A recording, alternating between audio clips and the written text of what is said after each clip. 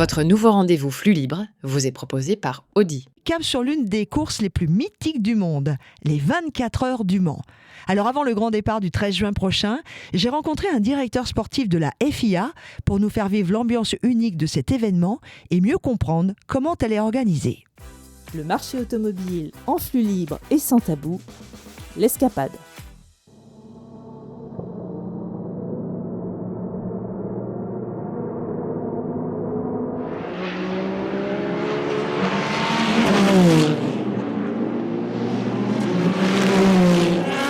Imaginez, il est 4 heures du matin sur le circuit de la Sarthe. 13 km et demi de bitume qui serpente entre route nationale et secteur permanent.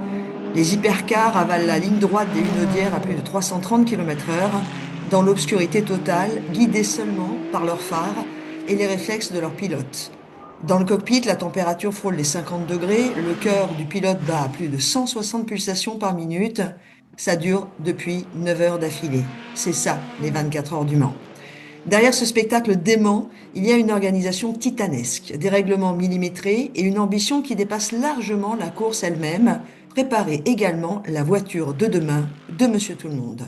Bonjour Monsieur Dupont. Bonjour Laurence. Vous êtes directeur adjoint du circuit sport à la FIA, ça veut dire quoi? Je m'occupe de gérer certains championnats que la FIA organise directement sur le plan sportif, notamment là, le championnat du monde d'endurance. Pour tous ceux qui ne connaissent peut-être pas très bien la FIA, quelle est sa mission? La Fédération internationale de l'automobile gère le sport automobile dans sa globalité, ainsi que l'aspect mobilité au niveau mondial. C'est une fédération d'associations sportives nationales qui va avoir comme tâche d'édicter les règlements qu'on va utiliser sur les compétitions internationales. Alors on se rencontre à quelques jours des 24 heures du Mans. La course va démarrer samedi 13 à 16 heures. Combien de personnes faut-il mobiliser pour que cet événement existe? Si vous prenez par exemple les commissaires de piste sur un circuit hors norme, donc 13 km et demi, il y en a plus de 2500 autour de la piste. Pour ça, il faut rajouter aussi toutes les équipes de la FIA, mais aussi tous les officiels qui vont travailler autour. Et là, on en rajoute facile 500 personnes, plus tous les volontaires qui accueillent un public énorme. On a besoin de beaucoup de monde. Et parlons du circuit, évidemment, il est totalement hors norme. Comment est-ce qu'on organise ce circuit? C'est une organisation vraiment titanesque, gérée par l'Automobile Club de l'Ouest, qui va mettre en place et préparer tout au long de l'année la fermeture du circuit avec les autorités locales. Et la FIA va venir homologuer ce circuit selon les dernières normes de sécurité, pour s'assurer de la sécurité des coureurs, évidemment, et aussi des commissaires et de toutes les personnes qui travaillent autour de la piste. Est-ce qu'il y a eu des années où la FIA a dû faire changer ces normes?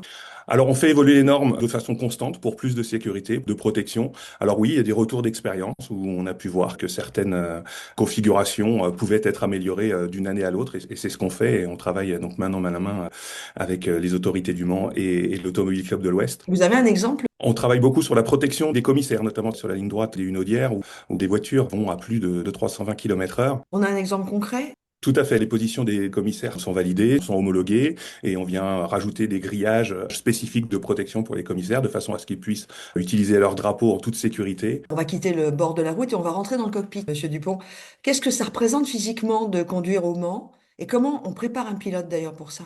Alors les pilotes se préparent beaucoup sur simulateur par rapport aux caractéristiques de la voiture, aux caractéristiques du circuit. Le Mans est un circuit avec beaucoup de haute vitesse. Une préparation physique également, préparation au niveau des muscles du cou, des bras. Ce sont des sportifs de haut niveau. Il faut savoir qu'il y a 3 pilotes par équipage qui vont rouler 24 heures avec des relais qui peuvent aller jusqu'à 2 heures par pilote consécutif, voire même plus dans certains cas. Donc il faut avoir une forme physique très pointue.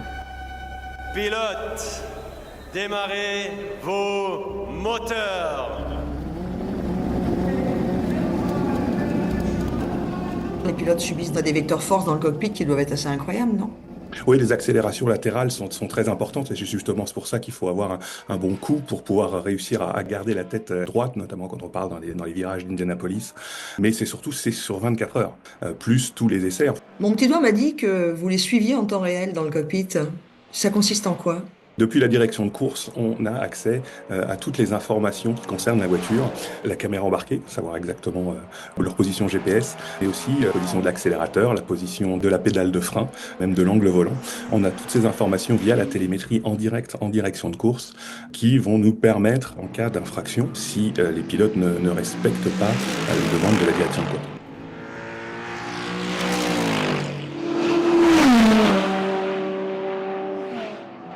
Toute cette technologie qui est embarquée dans une voiture de course, évidemment, ça va finir à un moment ou à un autre par se retrouver, Monsieur Dupont, dans nos voitures.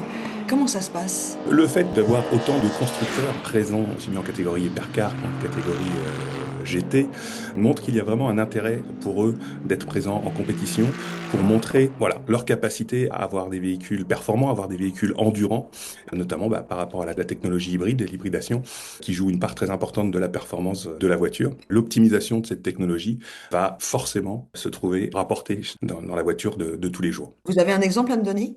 C'est le cas notamment de Toyota qui est présent sur les 24 heures du Mans et notamment lors de l'introduction des technologies hybrides. Depuis 2022, les voitures du WEC qui roulent avec un carburant 100% renouvelable. Une des dernières évolutions importantes des 24 heures du Mans, c'est l'utilisation de carburant 100% renouvelable qui a permis aussi aux constructeurs aussi bien qu'aux pétroliers d'améliorer cette technologie et puis avec à terme l'ambition de retrouver cette technologie Alors, sur la route tous les jours. dans les dernières innovations et dernières technologies qui sont utilisées sur le Mans, il y en a une qui est très forte. Alors tout à fait, l'hydrogène est la prochaine technologie qui va être développée grâce à l'endurance et aux 24 heures du Mans.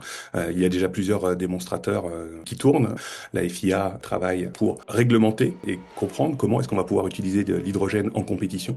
Et c'est vrai que les 24 heures du Mans, la CO a toujours réservé un garage particulier qui va permettre à des nouvelles technologies de rentrer en compétition. Donc on travaille pour à l'horizon 2030 pour avoir une voiture à hydrogène de compétition qui va pouvoir rivaliser avec les hypercars actuels. L'année dernière, Ferrari avait de nouveau remporté les 24 heures du Mans. Vous voyez qui sur la ligne d'arrivée cette année? On est bien malin et qui peut prédire qui gagnera la course cette année. Je pense que ça a rarement été aussi ouvert. Benoît Dupont, merci beaucoup de nous avoir fait pénétrer dans les coulisses des 24 heures du Mans. Avec plaisir.